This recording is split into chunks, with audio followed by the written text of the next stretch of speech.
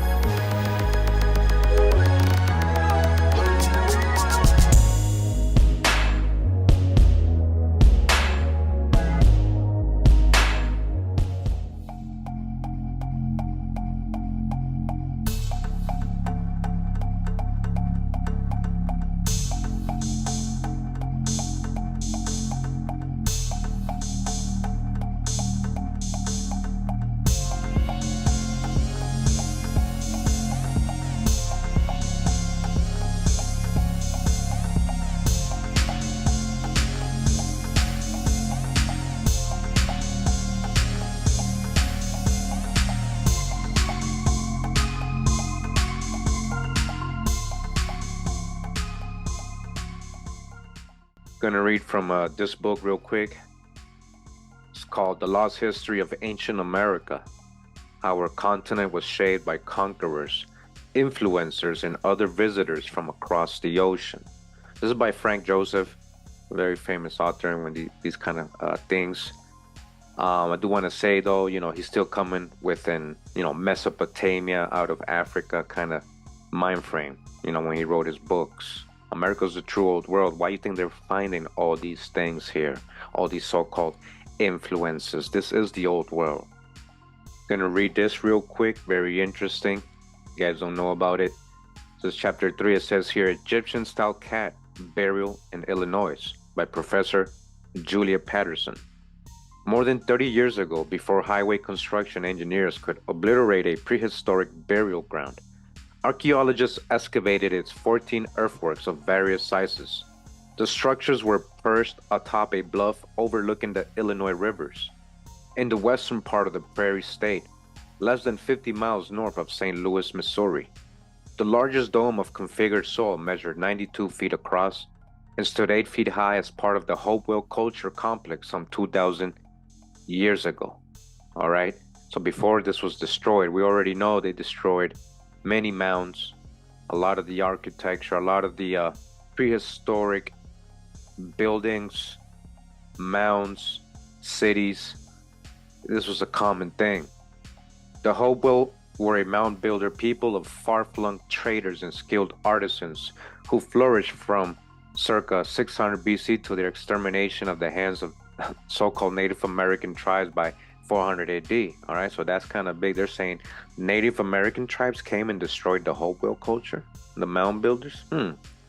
Now we got to dodge the hijack with their carbon dating and dates.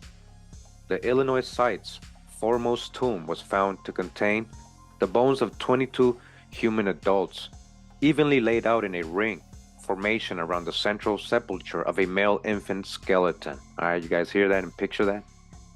Nearby, the child carefully interred in its own grave, paws respectfully placed together, were the remains of a bobcat wearing a necklace of drilled, carved bear teeth and the shells of marine animals. All right, look at that, a bobcat.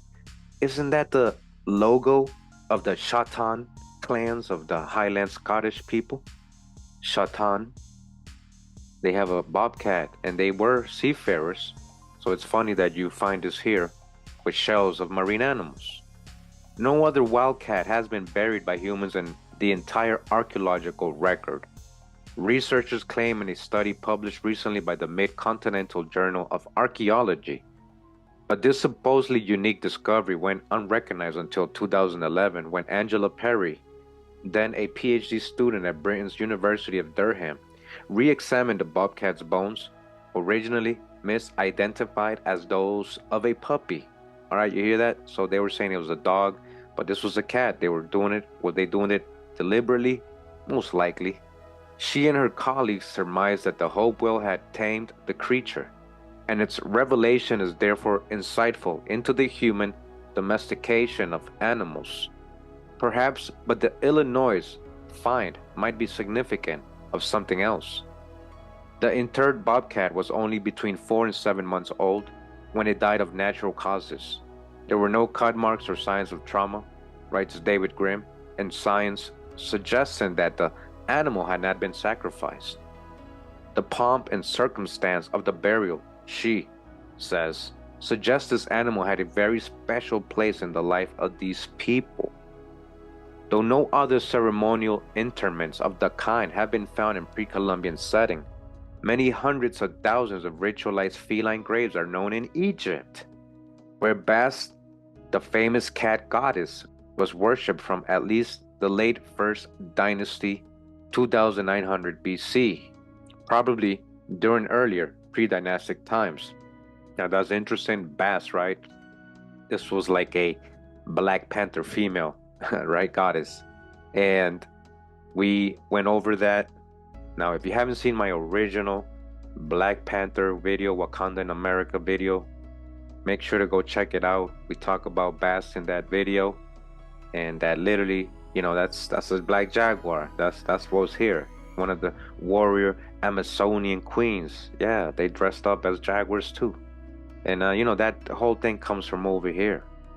Again, we just saw our video, right? Mammals, the oldest mammals they found was here. We know mammals originated, first ones that came out of the land was in Pennsylvania period. We got the oldest water, oldest land, So just put everything together. Again, cats, carnivores, mammals came out of America. These comparisons join a vast body of complementary evidence accumulated on behalf of pharaonic influences at work in pre-Columbian America. That's because ancient Egypt was here. The real Nile is the Mississippi.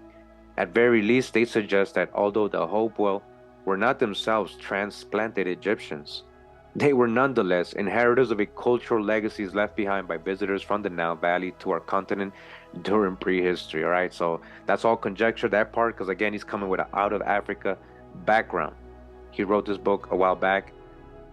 Hopefully by now he sees that America is a true world, just like Graham Hancock is realizing. All this is going down right here. Remember, who got corn? Corn is from here.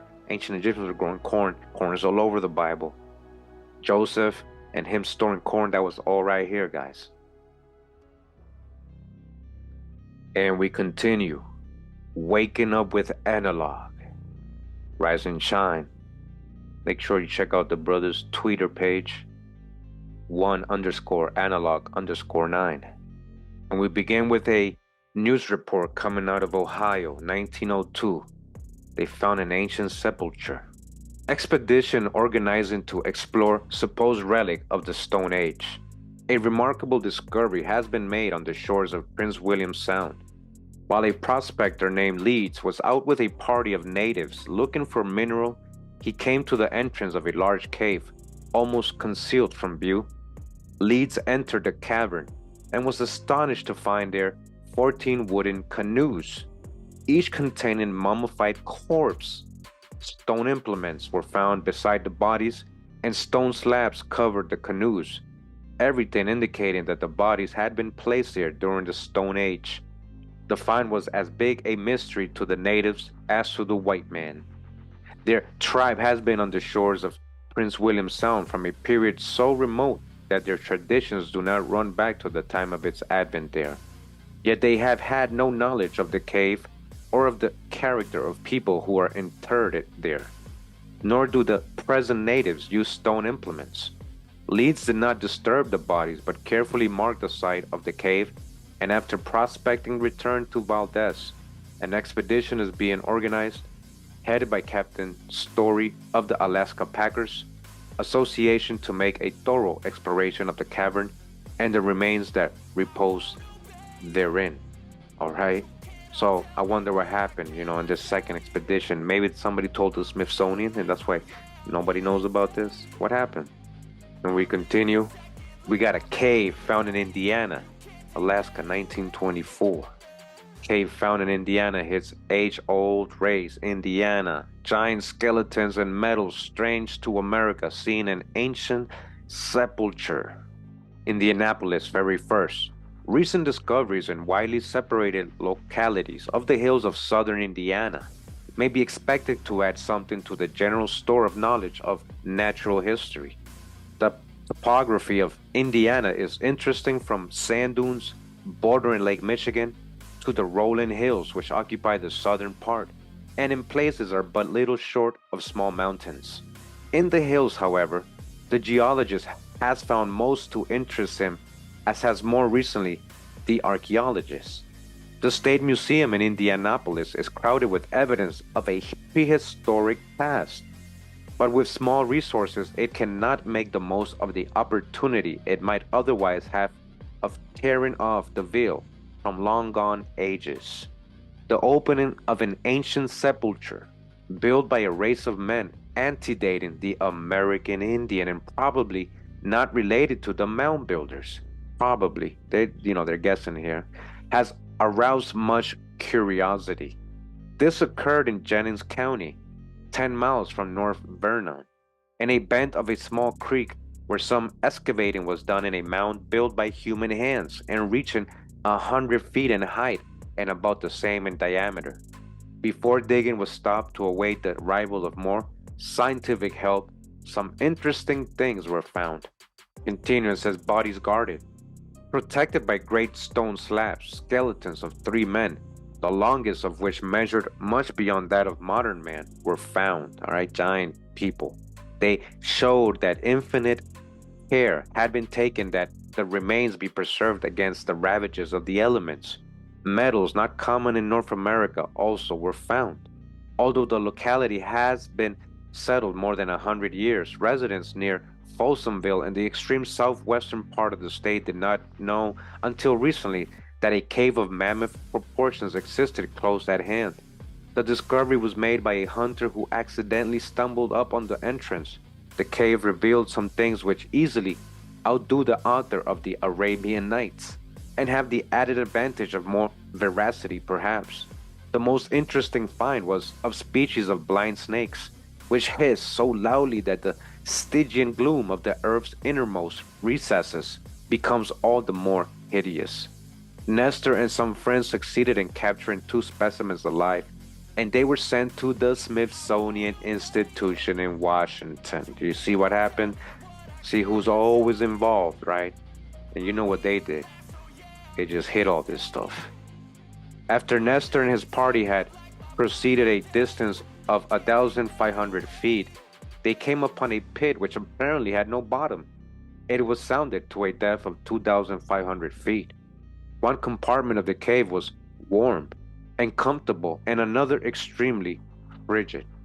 Nestor, the discoverer, said he believed a race of prehistoric men knew of the cave's presence and made it their home, and added its size would accommodate thousands as a dwelling place. Thousands, again, living underground, right? The ant people living underground. Why?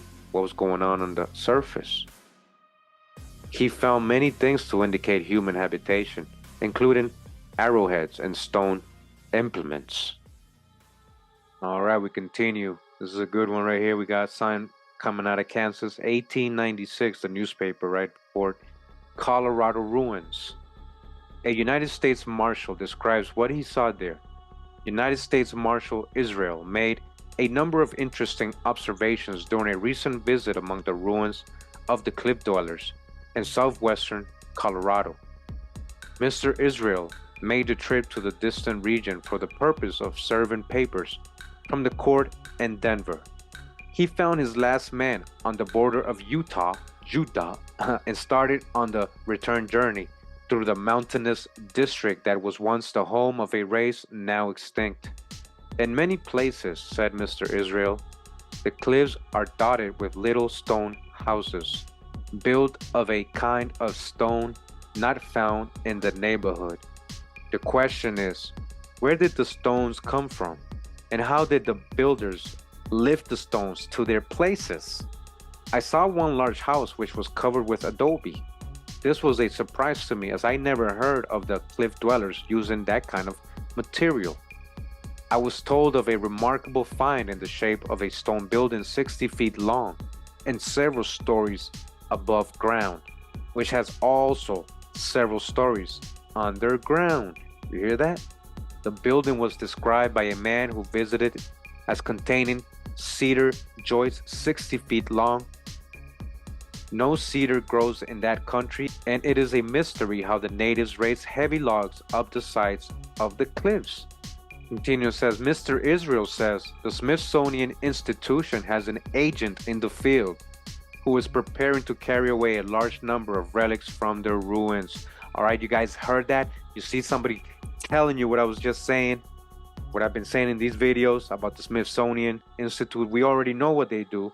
Everybody who does research into these occult or mysterious things they found here in America, you know that the Smithsonian comes around and things seem to disappear for good from all history. Look at what they're telling you here in this newspaper report. He literally said he wasn't even lying. He was just being honest of what he was experiencing. He was just like, Smithsonian agent, an agent, right, came and what? Carried away a large number of relics from the ruins. A second representation from the east is expected during the summer, so they had more people coming. And within a few years, there will be little of interest in southwestern Colorado for the lover of antiquities. You see what they did? They took it all.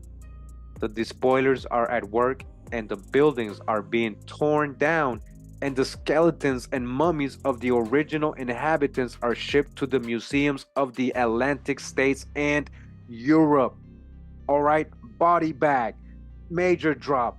Hold up, that's a body bag right there. For the illusion, drop nation. Yo, con drop. Man, I wasn't expecting this, guys. All right, shout out to Waking Up with Analog for sharing this with us, finding these great newspaper reports. They're clearly telling you the agenda. Listen to what they were doing. You know, it's not just theories. They were literally destroying the old world structures. We know this, right? Resets and all that. But they were doing it to the ancient ones too, the indigenous ones, the ones that were out of place, that didn't fit their narratives. Remember Manifest Destiny? Look what they were doing. What they were doing? They were at work, and the buildings are being torn down, and the skeletons and mummies of the original inhabitants are shipped to the museums of the Atlantic states in Europe. The British Museum has Egyptian mummies, right? Oh yeah. What Egypt? America, the true Egypt. Yeah, they're telling you right here they were doing it. Like I was saying, how do we know they weren't shipping all these mummies they're finding in America into Cairo, into Germany, into England, into all these museums all over the world, and talking about, oh, it came from Egypt, being all subliminal. They meant the Egypt, yeah, but they meant to marry, Mary. There is no law in Colorado under which the intruders can be punished. There is no law. You can't go against the Smithsonian, huh? But this is a deep one right here. I hope you guys pay attention to this. First-hand report of what he saw them doing.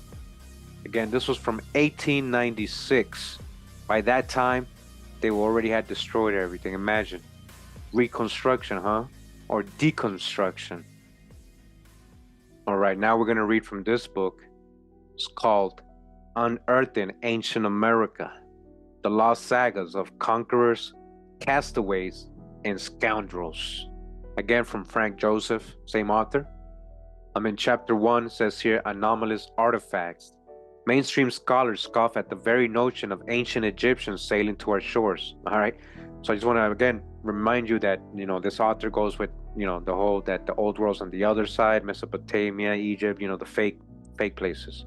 So he's finding Egyptian stuff here, right? He knows for sure it's Egyptian, but of course he's going to add the out of Africa theories.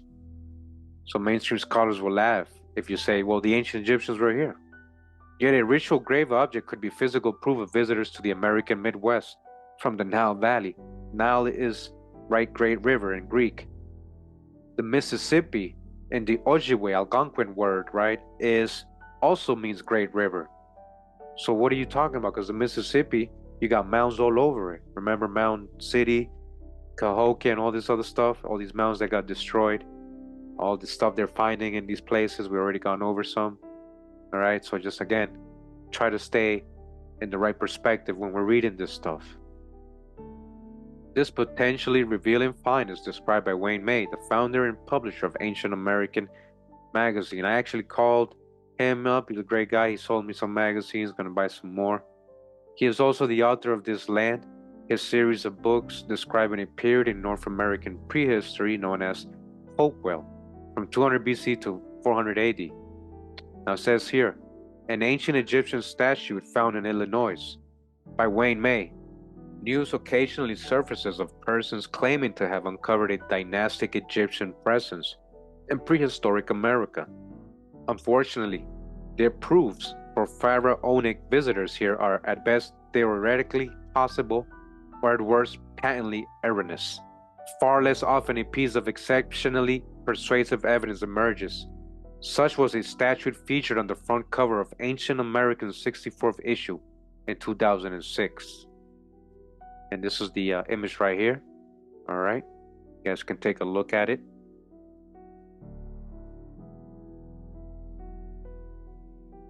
See that? They found that here. They found that here in the real ancient Egypt. They found that here. The Egyptian statuette, allegedly removed from an ancient burial mound in Libertyville, Illinois, little is known of the object's modern origins, save that it was found in Libertyville, Illinois, some 20 miles north of Chicago. During the time of its discovery, in the early part of the 20th century, Libertyville was a sparsely populated agricultural community with only a few dirt roads, in sharp contrast to the sprawl of upper-class suburbia that mostly blankets the area today, just off of I-94 tollway. But before World War II, only several dozen families, mostly farmers, were spread over some 12,000 acres of largely pristine prairie. As a young man, the discoverer, whose widow has requested anonymity for her late husband, developed an abiding interest in collecting Indian artifacts, mostly arrowheads, he found in the vicinity of his home. But the richest sources for prehistoric materials were along the banks of the Des Plaines River and nearby Diamond Lake. Otherwise seldom visited, its 5-mile shoreline featured a number of Indian burial mounds. He riffled for whatever grave goods might be dug out. These were usually limited to small pipes, spools, bones, flints, and other typical items. From one earthwork, however, he allegedly extracted a most atypical statuette. He never attempted to have his discovery professionally evaluated and showed it to only a few fellow collectors, perhaps for fear of criticism, either for having removed the object without informing the archaeological authorities in Chicago, or because such finds were automatically condemned as the forgeries of conmen trying to defraud money from collectors. Time passed. By the turn of the 21st century, his assemblage of more conventional Native American artifacts reached prodigious proportions. Only then did word of the strange statue reach me, and I, thanks to the generosity of a loyal subscriber, was able to purchase it. The well-crafted object stands 9 inches high, weighs approximately half a pound, and appears to have been sculpted from a single piece of off-white soapstone. It portrays a man wrapped in a kind of body stocking, from which his emerging hands holds a shepherd crook in the left and a flail in the right. The flail was an agricultural tool used in dynastic times by Nile Valley farmers to separate wheat from chaff by beating stacks of grain on a stone floor for threshing. Pharaohs were commonly depicted in sacred art holding such a device as the emblem of judgment, separating the good from the bad subjects. The shepherd's crook stood for political guidance over his flock, people. The Libertyville figure wears a stylized wig behind the ears, together with a long beard, beginning at the waist and descending to an area corresponding to the ankles are 8 lines of hieroglyphic text, with a single additional line composed of 4 glyphs running top to bottom from the ankles to the unexposed toes. Dr. Thompson's observations demonstrate the possibility, at least, of Egyptian voyagers to North America in dynastic times. He was supported by Dr. Barry Fell, another unconventional scholar who uncovered evidence for an ancient Egyptian written language among Native Americans. At Harvard's Widener Library, he, with the help of fellow researcher, located copies of a 300-year-old papers composed by a Jesuit missionary in Canada's eastern provinces. The priest had apparently put together a teaching aid for his Mi'kmaq Indian students who copied out the Lord's Prayer in hieroglyphics. On closer examination, about half were recognizable hieratic and simplified form of Egyptian hieroglyphics. More surprisingly, the Mi'kmaq characters corresponded to the meaning of the Egyptian glyphs. Dr. Fell concluded that someone familiar with Egyptian hieroglyphic writing very long ago had contrived the Mi'kmaq writing system of hieratic symbols. All right, do you guys hear that? That's exactly what they found. The Mormons, right? That's what Joseph Smith found, these tablets in New York in a cave, and they were of Mi'kmaq.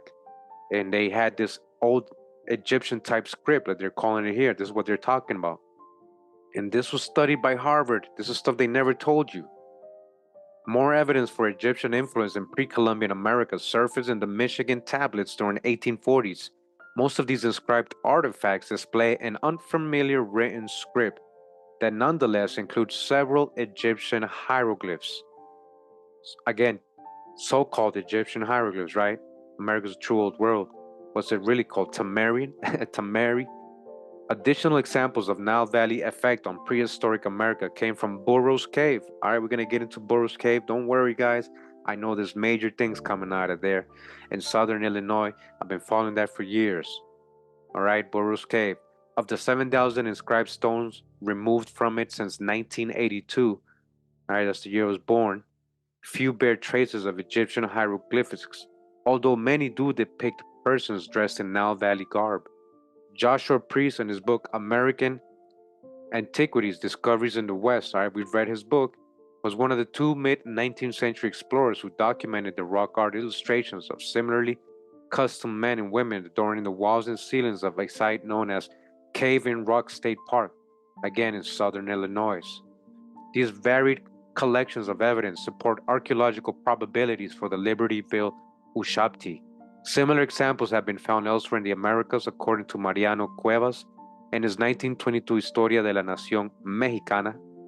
An incident along the line of our inquiry into contact between Mexico and Egypt, which no Americanist can ignore, has been the fortuitous discovery of two statuettes.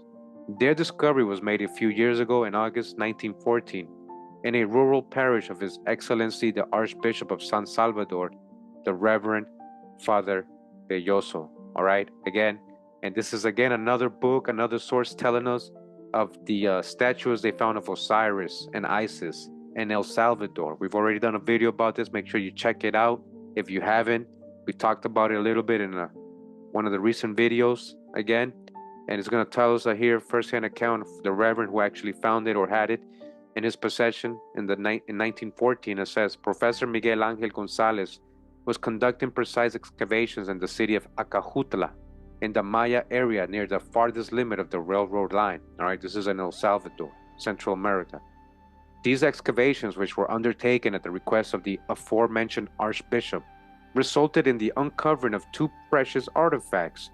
One has to keep in mind that many similar objects have been encountered by ignorant natives and subsequently ruined. At this same site, according to the Central American historian Garcia Palaez, who was later Archbishop of Guatemala, there existed in antiquity a city that was very grand and important. The most important fact of the statuette is that it represents a sarcophagus or mummy of a male. It gives all the appearances of resembling an Egyptian statuette. If we make closer inspection and focus our attention on the headdress, we notice a typically Egyptian beard beneath the point of the chin. More than anything else, the inscriptions on both statuettes have Egyptian features, such as the classical ellipse or cartouche on the male statuette. We are led to conclude without the slightest doubt that these are Egyptian. They are similar to statues in pictures by Champollion, mark for mark. They have demotic characteristics and hieroglyphics identical to those found on classical Egyptian monuments, all right? So even the hieroglyphics on it is exactly the same. Remember, they found this in El Salvador, which also have analogous ellipses, because all these characteristics, which are comparable to features of artifacts in the Cairo Museum. Now pay attention, this is what I was saying earlier. How do we know a lot of those so-called artifacts in the Cairo Museum didn't come from ancient America when they were coming here with their manifest destiny, destroying everything and rewriting history?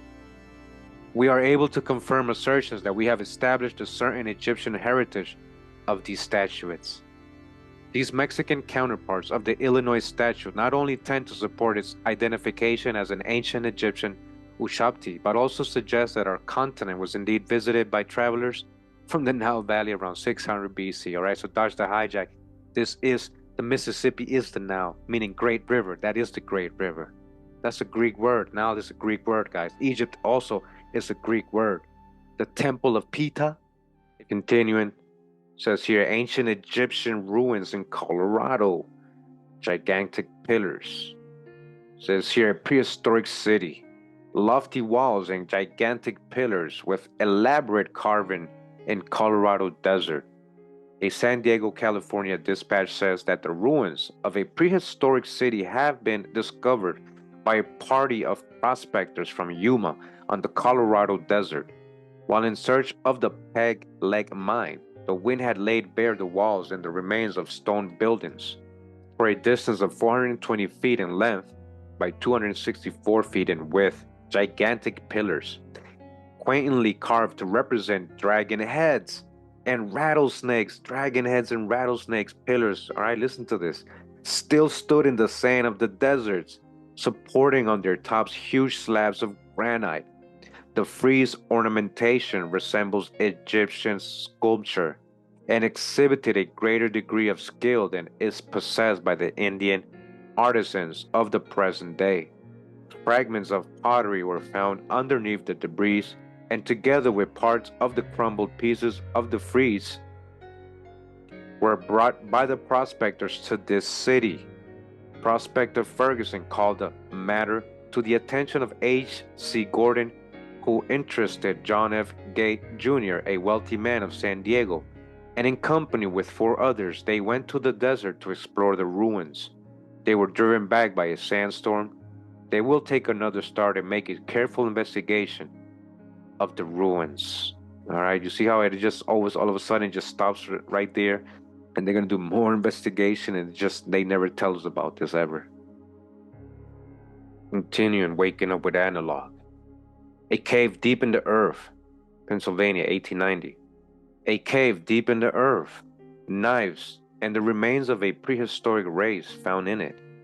News comes from Red Cliff, Colorado, of a wonderful discovery made there of a number of relics of some prehistoric race and an ancient sepulchre in the most peculiar place, which it would appear had never been visited by mankind in any age.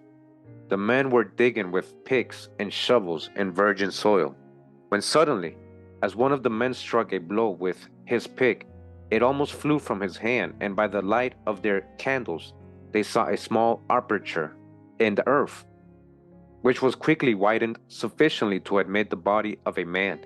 A light was thrust into the opening, and as far as its rays could reach, only space was discernible, and a musty smell came from the place that had been closed for so long a time, probably ages.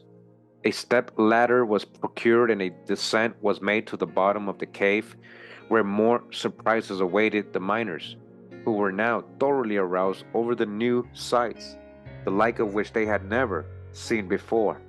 Superintendent Connors and John Songer pressed forward in the natural opening, and they had worked but a short time before their pick encountered a hard metallic substance in the soft soil. Investigation proved it to be a knife about 12 inches long, of hardened copper, with an oval handle and a small portion of the point broken off. As their investigations were prosecuted farther, the petrified bones of animals and the remains of men of some prehistoric race were found. The most mysterious part of this wonderful discovery is that it was found in virgin ground, 400 feet beneath the surface, and with no apparent outlet. How it came there is a question that cannot be answered. All right? You see what they're finding here, right? Continue waking up with analog. Says here the oldest race. This is coming out of Maine, 1911. Says here the oldest race was the Western Hemisphere, the cradle of civilization. We can't make this up, all right? The true old world, you already know. William Nieves in Mexican Herald, over an area of about 3,000 square miles in the Valley of Mexico, from Texcoco to Tlalnepantla. There are hundreds of clay pits from which the material for the adobe native fire bricks and tiles have been made since the conquest, and from which have been constructed most of the edifices in the city of Mexico and adjacent towns and villages. These pits have enabled the writer, without expensive excavations, to make a comprehensive exploration for several years past of the archaeological treasure trove which lies buried below the surface of the entire Valley of Mexico. The entire. Recently, my efforts have been rewarded by some remarkable and startling discoveries that may open up a new field for archaeological research on this continent. My operations have been chiefly confined to a region of some 100 square miles where I have found 2 or 3 concrete floors or pavements ranging in depths from the surface from 2 to 5 meters. On the first floor or pavement, there is a deposit of pebbles and sand and small boulders covered with rich soil of the valley from 2 to 3 meters, in which I found everywhere innumerable fragments of broken pottery and occasionally small clay figures, diorite beads, spindled whorls, etc. The second concrete pavement is from 3/4 to 1 meter beneath the first, but in the intervening space, I failed to find a single piece of pottery or anything to indicate that a people had dwelt there. Was the Western Hemisphere the cradle of civilization? It says here, Chicago, December 26. The Daily News, Bloomfield, Kentucky, special of December 25th says, J. A. Allen, of this place, while excavating a foundation for his new grist mill, struck the dome of a cavern of immense proportions, from which a strong current of cold air issued with great force as the workmen made the opening. Torches were procured, and Mr. Allen and Mr. Gainbers were lowered down by means of windlass. It was about 60 feet from the surface to the floor of the cave, which they found to be level and sandy, as if were once the bed of an ancient subterranean stream. They followed the main avenue for a distance of over 2 miles.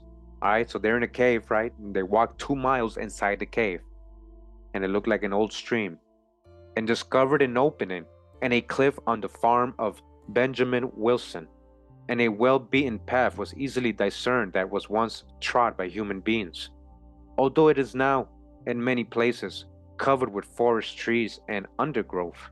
Mr. Allen and Mr. Gainshurst, after emerging from the cave, started back to town and reported the result of their discoveries. A large party was at once formed, which entered the opening of the cliff on the Wilson farm. On one of the main avenues, numerous evidences existed that the place had evidently been the abode of cavemen, as numerous relics were found in the shape of pottery and bronze bric-a-brac.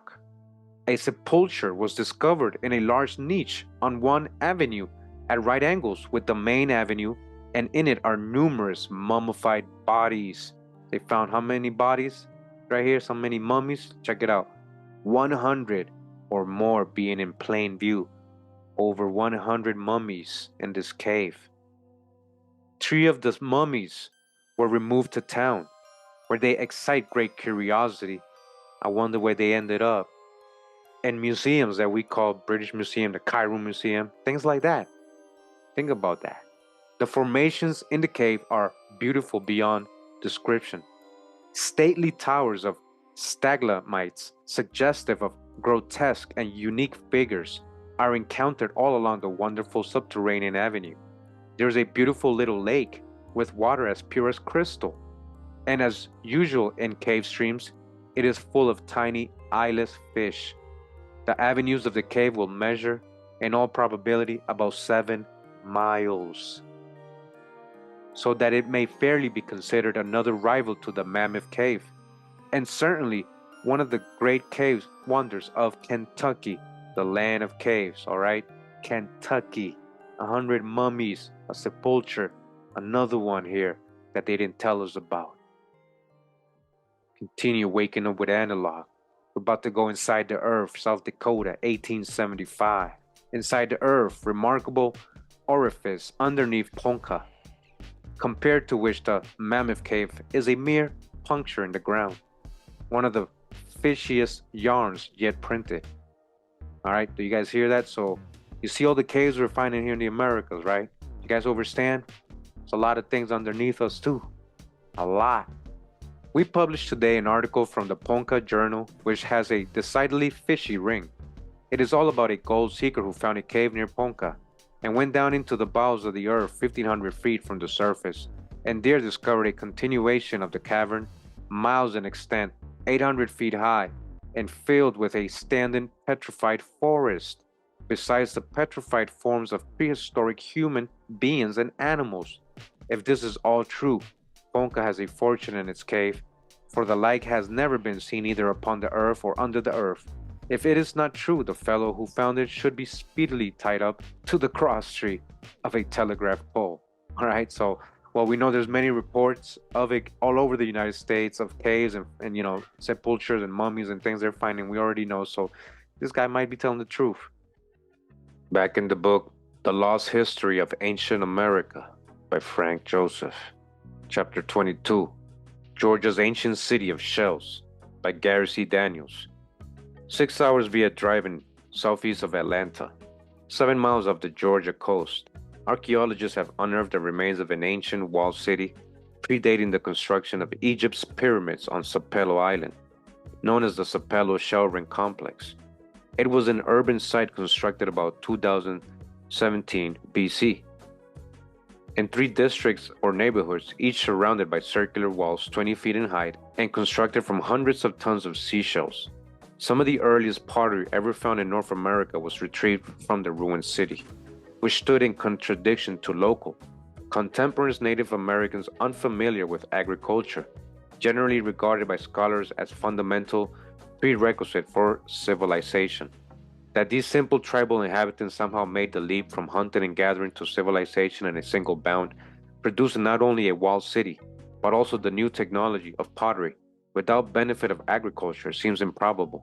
More likely, a far more advanced people already in the possession of a high culture arrived on the Georgia coast to organize their massive shell rings, but their identity and motivation for settling in Sapelo are unknown. All right, so they don't know who it is, so how can they tell you who it's not, right?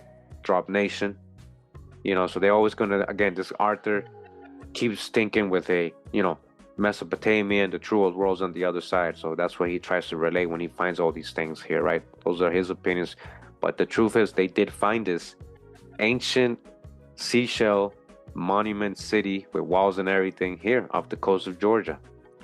At that time, Akkadian summer collapsed in the Middle East and Dead Sea water levels reached their lowest point. In China, the Hongsan culture collapsed. Sediments from Greenland and Iceland show a cold peak about 2200 BC. The population of Finland decreased by a third between 2400 and 2000 BC.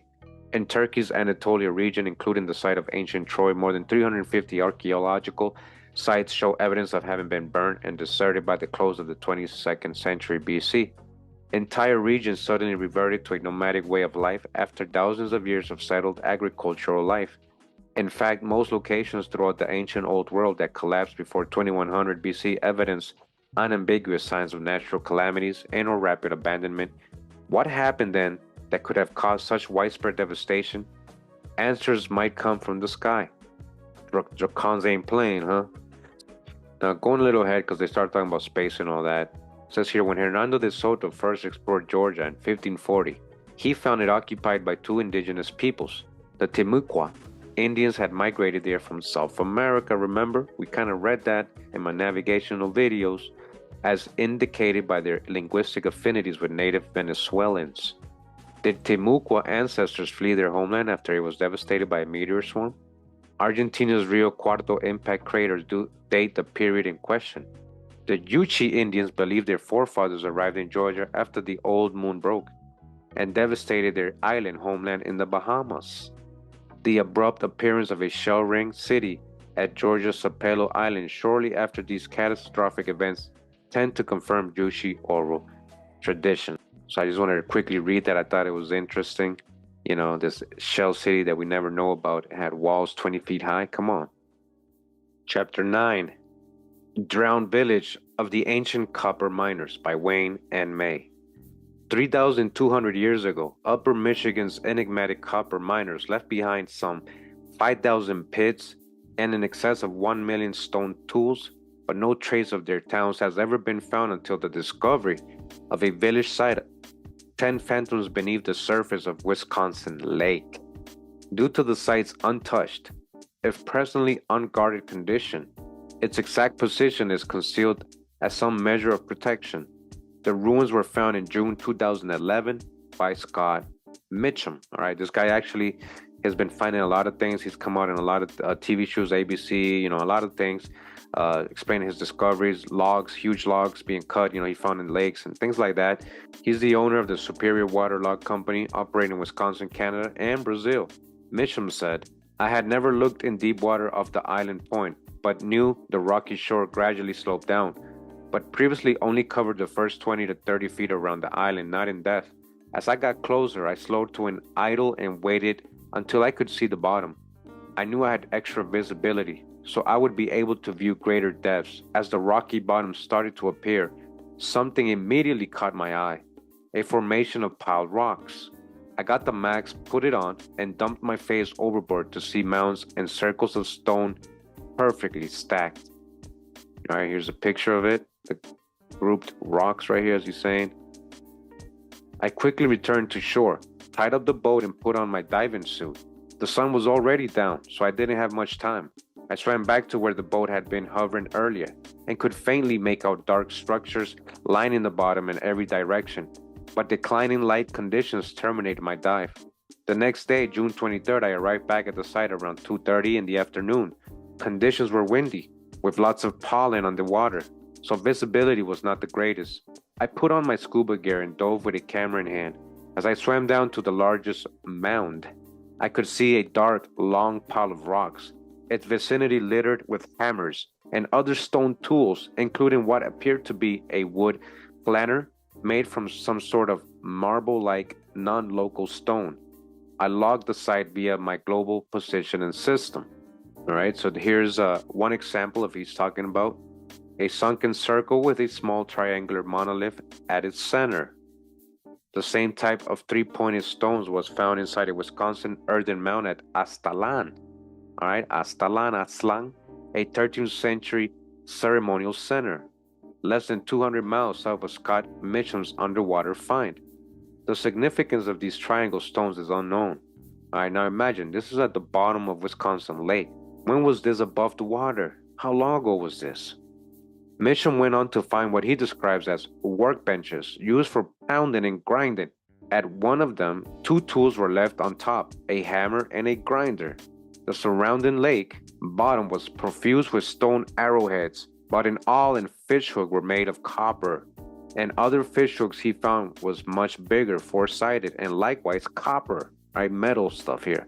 Mitchum's most remarkable encounter was with a mini pyramid, about 4 feet wide and approximately 4 feet high. Listen, because all his dives occurred between depths of approximately 30 and 60 feet, the material he found can be dated back from 4,100 to 3,200 years ago, when water tables in the upper Middle West began to rise from previously lower levels. In other words, the structures and implements he observed were on dry land prior to the 2100 BC, after which they were progressively covered by rising waters. This period tends to affirm their identification with the Great Lakes region, ancient copper barons who were busily engaged in large-scale mining operations just then. All right, and they're talking about, yes, they are ancient mines, people mining. They don't know who did it. And all this was going to Europe and Asia, and all these, what they were getting out of this, it was going all over the world. Because in its present pristine condition, the site is extremely vulnerable to vandalism and theft, it must await the final installation of security systems before its precise location is publicized. Until then, the ancient copper miner's workshop is concealed in a murky darkness that has preserved it for more than 40 centuries. All right, when are they going to release this, right? When are they going to protect this? What happened? Continue waking up with analog. A wonderful cave in Iowa. A wonderful cave in Iowa. In the Lead District, within a few miles of the town of Dubuque, is a cave lately discovered, which abounds in inexhaustible quantities of rich lead ore. Some of the apartments are beautiful, full of spar and other formations. In one section, the caverns extend to an unknown distance. It has been traveled 3 miles without any signs of its termination. 3 miles, and they turned around. They're like, hey, this is going too far, guys. Let's turn back. Or without the sight of walls on either side. Compared to this, the Mammoth Cave of Kentucky and other subterranean wonders dwindle into littleness. The American continent, when it shall be fully explored, will be found to contain the most magnificent natural curiosities in the world. Got another wonderful cave, Missouri, 1845. Wonderful cave. From the Missouri Statesman, we learned that a most extraordinary cave has lately been discovered in Howard County in this state. It seems that one of the neighboring farmers, wanting rock for building, commenced digging at this place, and by the sound emitted when struck with a shovel or hoe, he discovered that there was a cavity beneath. Removing the dirt, he discovered a wall of stone, built evidently by human hands. After displacing this wall, he had free access to the cave, but we subjoin the following account from the Statesman. The cave has been explored to the distance of 300 yards, 25 or 30 yards from the entrance is a sort of room, the sides of which, according to an account we see in the Glasgow Pilot, present a most brilliant and wonderful appearance. The writer who entered the cave with a lantern says, I had not proceeded far before I entered the principal chambers that by a single light presented the most magnificent scene that I ever beheld. The ceilings of this splendid cavern is some 18 or 20 feet high, and of a hectagon form, the whole ceiling presenting a shining surface, as though it was set with diamonds. Continuing, very near the mouth, another writer says, there is a stone shaped like a horse, but not so large, being only about 3 feet high. The head, neck, and the body are entirely finished, and part of one hind leg, all the rest is solid stone. The neck is made of 3 pieces, and stuck or fastened together, something like cabinet makers, but the corners of drawers together, dovetailed. The rest is all solid. In another part of the cave, the walls on one side are very smooth. On these walls, numerous letters, figures, and hieroglyphics appear, most of which, however, are so defaced as to render them unintelligible. Nevertheless, the figures 1, 2, 6, and 7 are quite plain. Just above these figures, the letters Don and Carlo are legible. Further on, the letters J, H, S appear on the wall. An arm of the main cavern has also been discovered and has been explored some 200 yards. A writer says, the walls and ceilings of this extraordinary cave are pretty much the same as in the other rooms. The walls have a peculiar and extraordinary brilliancy, occasioned, I discovered, from the fact that instead of stone as we first believed, we found them to be of a metal very much resembling sulfate of iron, but more of a silvery appearance. We had not proceeded very far before we heard a rumbling noise that occasionally broke upon our ears, a note the most thrilling and melodious I ever heard. We stood for a considerable time in breathless silence to catch the most enchanting sounds that ever greeted the ear of man, and it was only at an interval that we could summon courage to explore its source, which we did, and were much surprised to find it proceeded from a gushing spring in the side of the wall. The sounds we heard we found to be produced by the fill of the water and varied by the current of air before alluded to, which we then found to be very strong. We each took a hearty draught of the limpid water of this gushing spring, and after surveying the diamond walls of the greatest natural curiosity in the world, we commenced retracing our steps to its mouth, when we found it to be quite dark and 8 o'clock at night. All right, so this is what they're finding in all these caves, like a diamond cave, diamond ceilings with a silver metal walls and all that. Wow. Possible Dracan here coming out of Wyoming. It says here skeleton of an animal, 314 feet long. This is from 1907. All right. It says here largest fossilized remains ever discovered on exhibition in Wyoming. Baggs, Wyoming, July 25th.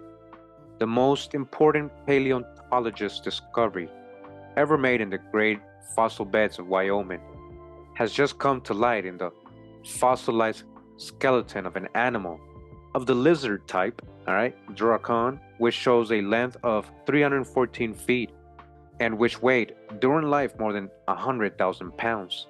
It is far and away the largest skeleton of any prehistoric animal yet discovered, all right? So I just want to emphasize, if you really think about it, a lot of these dinosaur and fossils found, they're like in America, right? The true old world. The remains were found by an expedition from the Wyoming State University and are in a perfect state of preservation, every bone seeming to have been in place when petrification set in. The great skeleton in the side of a hill has not been entirely detached from the stone in which it is embedded. However, the entire length can be seen. One vertebrae which has been removed weighed more than 1,000 pounds when brought here. The skeleton will be taken from the earth and placed in the Wyoming State University, which has the greatest collection of prehistoric animal fossilizations in the world. All right. So yeah, and what happened? Because they be like finding little tooths here and there, or a little claw, a nail, and then they build a whole dinosaur off of that. Because dinosaurs, a lot of them, they're not real. The one they show us. What is this? What is this really?